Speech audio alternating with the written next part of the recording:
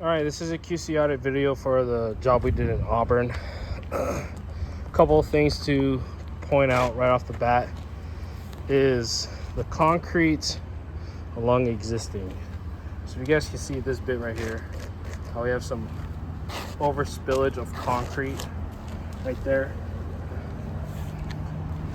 At the end of the pour, once we're done and all we're kind of waiting to do is broom finish it, we need to take a wet brush, like a cleaning brush, and have this stuff brushed off so that when we're done, the existing stuff around what we have done is good to go. Second thing is expansion joint. You can kind of see from there how there's a lip on it on each side.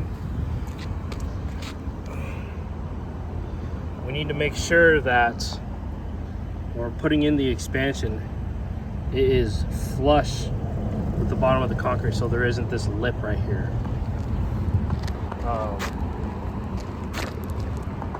And then looking at the panel,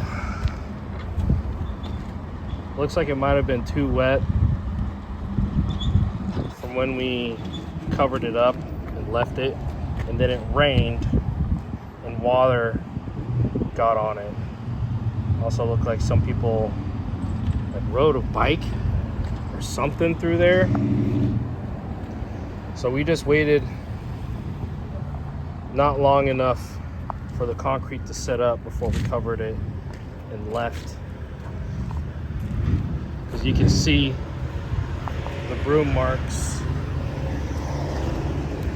kind of faded away. Also, from the look of the broom marks, looks like we kind of went at an angle with it, like that. We need to make sure that when we do the broom marks, they are straight. So if it's like this, you're gonna go straight and you're gonna come off and go about half an inch overlapping and then do it again. Like this is a way better look for the broom finish. This side actually doesn't look too bad. Another thing, when we are doing sidewalk or up against like dirt, we need to make sure we're edging the sides of the form boards.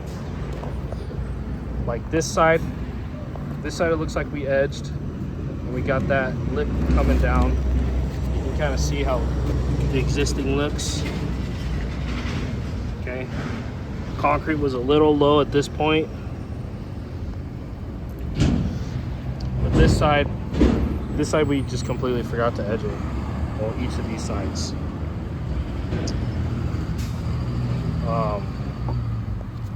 When we're up against asphalt, we need to edge also. A good indicator of what we need to do, like if we're coming back to put something and we look at existing, we're just trying to match this look. So like you see how this is kind of has a rolled edge all the way around.